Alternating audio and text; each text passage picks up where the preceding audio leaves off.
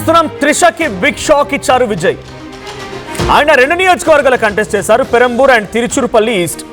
ఈ 2 నియోజకవర్గాల్లో కూడా అత్యధిక మెజారిటీతో గెలుపొందారు. అయితే ఒక నియోజకవర్గాన్ని తను చూస్ చేసుకోవాలి కాబట్టి పెరంబూర్ను చూస్ చేసుకొని తిరుచురుపల్లి ఈస్ట్ని ఆయన రాజీనామా చేయబోతున్నారు. అయితే అక్కడి నుంచి త్రిషని రంగంలోకి దింపుతారు. టీవీకే పార్టీకి ఒక ఫీమేల్ వాయిస్ కూడా కావాల్సిందే, ఒక స్ట్రాంగ్ ఫీమేల్ వాయిస్ కావాల్సిందే, ఒక ఐకానిక్ ఫీమేల్ ఫేస్ కావాల్సిందే. కాబట్టి త్రిషని రంగంలోకి దించి త్రిషని సైతం తన క్యాబినెట్లోకి తీసుకోబోతున్నారు. త్రిష సేవలని టీవీకే పార్టీ వినియోగించుకోబోతుందని చెప్పి అంతా ఊహించారు. కానీ ఇక్కడే అసలు ట్విస్ట్ నెలకొంది. త్రిషకి ఎటువంటి ఛాన్స్ లేదు. త్రిషని ఆయన ఎమ్మెల్యేగా అవకాశం ఇవ్వకూడదని నిశ్చయించినట్టు తెలుస్తుంది. అందుకే ఆ తిరుచురుపల్లి ఈస్ట్ స్థానంలో మాజీ ఐఏఎస్ సాగయంకు అవకాశం ఇస్తున్నారు విజయ్. టికెట్ ఇచ్చే యోచనలో ఉన్నారు. అయితే అవినీతి వ్యతిరేక పోరాటంలో గుర్తింపు పొందారు సాగయం. అండ్ గతంలో మైనింగ్ స్కామ్ల పైన కూడా విచారణ చేపట్టారు. చాలా మంది పొలిటీషియన్స్ని, బ్యూరోక్రాట్స్ని అందరినీ కూడా ఆయన ఊసలు లెక్క పెట్టించారు. కాబట్టి సాగయం ఈజ్ అ సిన్సియర్ పోలీస్ ఆఫీసర్గా సిన్సియర్ ఐఏఎస్ ఆఫీసర్గా పేరుంది. అట్ ది సేమ్ టైం మంచి హ్యూజ్ ఫ్యాన్ బేస్ కూడా ఉంది. సో ఇటువంటి సిన్సియర్ పోలీస్ ఆఫీసర్, పబ్లిక్లోకి కావాల్సిన ఇటువంటి అఫీషియల్స్ని ఆయన ఇప్పుడు ఎమ్మెల్యేగా టికెట్ ఇచ్చి తిరుచురుపల్లి ఈస్ట్ నుంచి కంటెస్ట్ చేయించి ఎమ్మెల్యేగా తీసుకోవడమే కాకుండా, ఎమ్మెల్యే గెలిపించుకోవడమే కాకుండా మంత్రి పదవిలోకి కూడా తీసుకునే అవకాశం ఉంది. అయితే ఇక్కడ బిగ్ షాక్ ఏంటంటే త్రిషకి అంతా అక్కడ అవకాశం ఇస్తారేమో అని చెప్పి ఆశించారు. కానీ త్రిషకి ఎటువంటి అవకాశం లేదు. సో సాగయం అనుభవం ప్రభుత్వానికి అవసరమని భావించిన విజయ్ ఆయనకి తిరుచురుపల్లి ఈస్ట్ నుంచి టికెట్ ఇవ్వబోతున్నారు. అయితే పెరంబూర్, తిరుచి రెండిట్లో గెలిచిన విజయ్ తిరుచిని అక్కడ వదిలేసి సాగయంకి ఇవ్వబోతున్నారు. అయితే ప్రస్తుతానికి త్రిషకు అక్కడ అవకాశం ఇస్తుందంతా భావించారు. కానీ అది బిగ్ షాక్ అని చెప్పాలి. అయితే మరి ఇదొకటే అవకాశం ఉందా, ఇంకేది అవకాశం లేదా అనుకుంటే, ప్రభుత్వంలో మంత్రివర్గంలో తీసుకోవాలనుకుంటే డెఫినెట్గా ఎమ్మెల్యేగా ఉండాల్సిందే. బికాజ్ తమిళనాడులో ఎమ్మెల్సీ లాంటి అవకాశాలు లేవు. అయితే ఇంకోవైపుగా టీవీకే పార్టీ విజయ్ అధికారంలోకి రాబోతున్నారు అనుకునే సమయంలో ఏకంగా త్రిషనే ముఖ్యమంత్రి అని చెప్పేసుకున్నారు అందరూ. ఎందుకంటే గతంలో త్రిష ఒక ఇంటర్వ్యూ చెప్పుకొచ్చింది, మీరు ఏం కావాలనుకుంటున్నారంటే సీఎం కావాలనుకుంటున్నాను, అవును నిజమే అని చెప్పుకొచ్చింది ఆవిడ. సో ఒకసారి ఆ వీడియో కూడా చూద్దాం. సో గతంలో సీఎం కావాలనుకుంటున్నటువంటి త్రిష ఏం మాట్లాడారో చూద్దాం. రైట్. అయితే దాంట్లో నేను ముఖ్యమంత్రిని కావాలనుకుంటున్నానని చెప్పి త్రిష చెప్పుకొచ్చారు. అయితే ఆ సంఘటనను ఆధారితంగా చేసుకొని చాలామంది కూడా విజయ్ త్రిషనే ముఖ్యమంత్రిగా చేస్తారు, అప్పుడు జయలలిత చరిస్మాని తన పార్టీకి ఆయన కలపబోతున్నారు, జయలలిత మాదిరిగా త్రిష అక్కడ ముఖ్యమంత్రి కాబోతున్నారు అంతా భావించారు. కానీ ఇక్కడ జరిగింది ఏంటంటే త్రిషకి ఎటువంటి అవకాశం లేదు. త్రిష ఎక్కడ కూడా ముఖ్యమంత్రి అవకాశం లేదు. త్రిషకి క్యాబినెట్ హోదా కూడా ఇవ్వడం లేదు. అవసరమైతే ఒకవేళ తన ఫీమేల్ వాయిస్గా చూడాలనుకుంటే పార్టీలో ఒక కీలకమైన పదవి ఇచ్చే అవకాశం ఉంది. లేదు అనుకుంటే ప్రభుత్వ సలహాదారులుగా, లేదు ఇంకేదైనా ఒక కార్పొరేషన్ ఒక కీలకమైనటువంటి పదవిని సృష్టించి తనకు కట్టబెట్టే అవకాశం ఉంది. ఒక ఫీమేల్ వాయిస్గా త్రిషని మాత్రం టీవీకే పార్టీ ఉపయోగించుకోబోతోంది. బట్ ఏ స్థాయిలో ఉపయోగిస్తారు, త్రిష తన సేవల్ని టీవీకే పార్టీకి ఎలా వినియోగిస్తారో చూడాలి. బట్ యాజ్ ఆఫ్ నౌ తనకు మాత్రం ఎమ్మెల్యే అవ్వడానికి అవకాశం లేదని మాత్రం చాలా స్పష్టంగా అర్థమైంది. తిరుచురుపల్లి ఈస్ట్ నుంచి సాగయం అనేటువంటి ఒక sincere IAS officer, huge fan base కలిగినటువంటి పబ్లిక్ ఓరియంటెడ్ ఒక రిప్రజెంటేటివ్గా పనిచేసినటువంటి సాగయంకి తిరుచురుపల్లి ఈస్ట్ టికెట్ ఇవ్వబోతున్నారు. సో దీనికి సంబంధించి మరిన్ని అప్డేట్స్ ప్రతినిధి మధు అందిస్తారు. మధు, సో త్రిషకి నో టికెట్, తనని ప్రభుత్వంలోకి తీసుకుంటారు, మంత్రివర్గంలోకి తీసుకుంటారు, ఎమ్మెల్యేగా అవకాశం కల్పిస్తారని చాలామంది భావించారు. ఇక్కడితో ఆకుండా ఒక అడుగు ముందుకు వేసి ముఖ్యమంత్రిగా కూడా తనే కాబోతున్నారని చెప్పుకొచ్చారు. కానీ ఇవన్నీ బుట్టదాఖలు అయిపోయినాయి. కేవలం ఒక సామాన్య కార్యకర్తగా ఉంటారా అది కూడా చూడాలి. బట్ ఏం జరిగిందో, బట్ యాజ్ ఆఫ్ నౌ విజయ్కి ఒక మంచి ఫ్రెండ్గా ఉన్నారు త్రిష. తర్వాత ఫర్దర్గా తన సేవల్ని టీవీకే పార్టీ కానీ అక్కడ ప్రభుత్వం ఎలా ఉపయోగిస్తుందో చూడాలి. బట్ త్రిషని పక్కన పెట్టడం, ఐఏఎస్ ఆఫీసర్ సాగయంకి ఇవ్వడం టీవీకే పార్టీ కార్యకర్తలుగా, నాయకులు కానీ యాక్సెప్ట్ చేసే అవకాశం ఉందా? ఒక ఫీమేల్ వాయిస్ అనేది టీవీకే పార్టీకి అవసరం లేదనుకుంటున్నారా?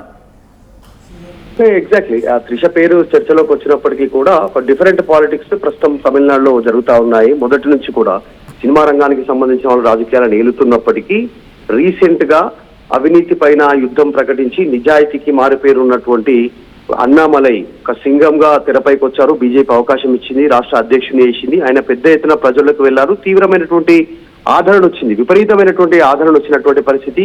కొన్ని పరిణామాల నేపథ్యంలో, రాజకీయ పరిణామాల నేపథ్యంలో అన్నామలైని కాస్త కొన్ని రోజులు సైలెంట్ గా ఉండమని బీజేపీ చెప్పడంతో మొన్న జరిగినటువంటి ఎన్నికల్లో విజయ్ అద్భుతంగా విజయాన్ని సాధించినటువంటి పరిస్థితి. ఇప్పుడు అక్కడ ఐపీఎస్ అధికారి, నిజాయితీకి మారు పేరైనటువంటి అన్నామలైకి బీజేపీ అవకాశం ఇస్తే, ఇక్కడ ఐఏఎస్ యు సగాయం అనేటువంటి వ్యక్తికి, ఈయన కూడా అవినీతి పైన పోరాటం చేశారు.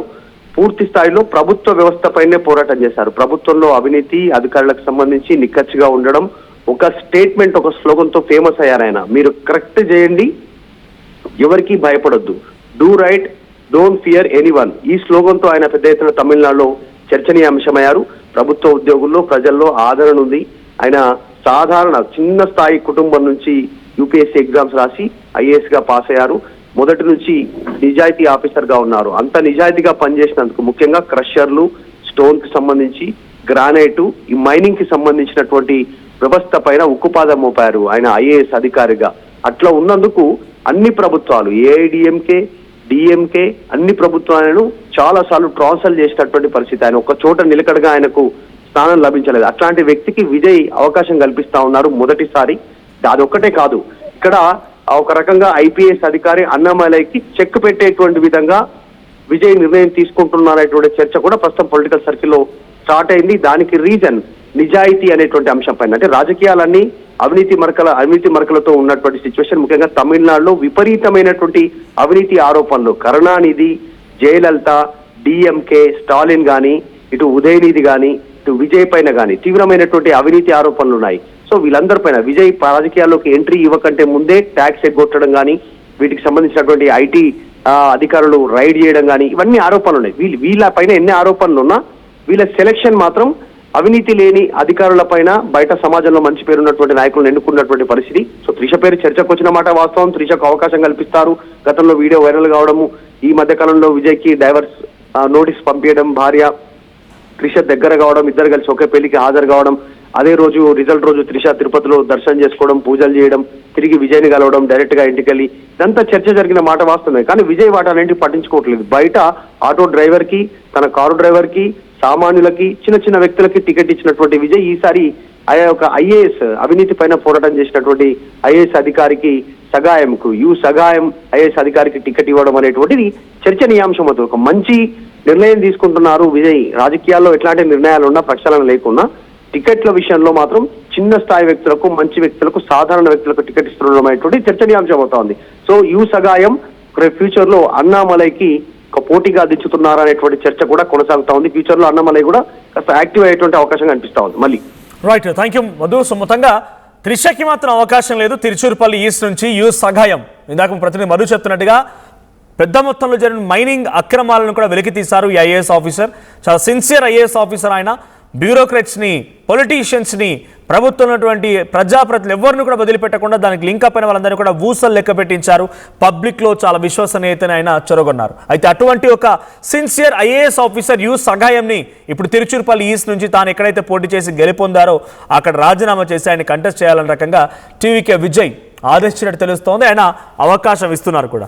సో ఇక ఫీమేల్ వాయిస్ ఉంటుందా పార్టీకి అని అంటే కనుక ప్రజెంట్ ఎక్కడ కూడా ఫీమేల్ వాయిస్ కనిపించట్లేదు, ఎక్కడ కూడా ఫీమేల్ వాయిస్ లేదు. విజయ్ ఒంటరిగా తన పార్టీని అధికారంలోకి తీసుకొచ్చారు. ప్రతి నియోజకవర్గంలో తానే అభ్యర్థి అన్నట్టుగా తమిళనాడు ప్రజలు కూడా ఓట్లు వేశారు. ఇప్పుడు పార్టీకి డెఫినెట్గా ప్రభుత్వంలోకి వచ్చిన తర్వాత ఒక ఫీమేల్ వాయిస్ కావాల్సిందే, డెఫినెట్గా ఒక వాయిస్ రావాల్సిందే. సో అటువంటి దానికోసం త్రిషను అవకాశంగా తీసుకొని అక్కడ కంటెస్ట్ చేయిస్తారు, గెలిపిస్తారు, మంత్రివర్గంలోకి తీసుకుంటారని అంతా భావించారు. కానీ ఇప్పుడు అవన్నీ కూడా బుట్టదాఖలైపోయాయి. కేవలం త్రిష తన స్నేహితురాలుగానే కొనసాగుతారు ఇకనైనా, లేదంటే టీవీకే పార్టీలో ఒక కీలకమైన నాయకురాలుగా ఉంటారు, లేదంటే ప్రభుత్వంలో ఒక సలహాదారుడిగానో లేకుంటే ఇంకేదైనా ఒక కొత్త పదవిని తన కోసం కేటాయించి ఆ ప్రభుత్వం తన సేవలు వినియోగించుకుంటూ చూడాలి. బట్ ఒక స్ట్రాంగ్ ఫీమేల్ వాయిస్గా మాత్రం త్రిష మారే అవకాశం ఉంది. పొలిటికల్ ఎక్స్పీరియన్స్ లేకపోవచ్చు, పొలిటికల్గా టాక్టిక్స్ లేకపోవచ్చు, బట్ డెఫినెట్గా ఒక ఐకానిక్ ఫేస్గా ఉన్నారు.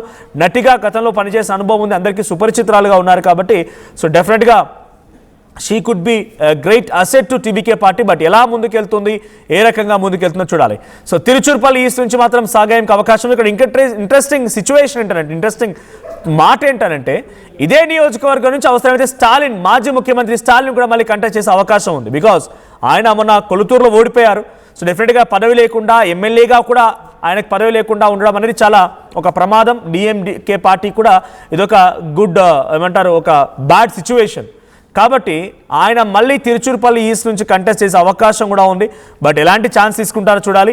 సో శాసనసభ పక్ష నేతగా ఇటు విజయ్ ఉన్నారు.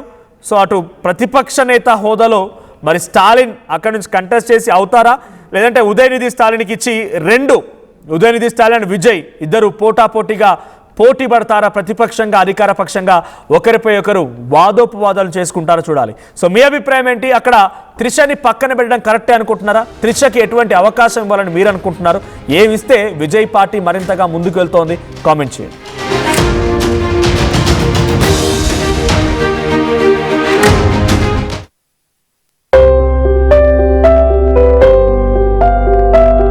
చిన్న చిన్న ఆనందాలు 35 ఏళ్లుగా నా జీవితంలో లేవు. 35 ఏళ్లుగా నేను డైపర్లలో బ్రతికాను. 6 సెంటీమీటర్ల ఫిస్టులా నా మూత్రాశయంలో లీకు కారణమైంది. ఎవరూ నాకు సహాయం చేయలేకపోయారు.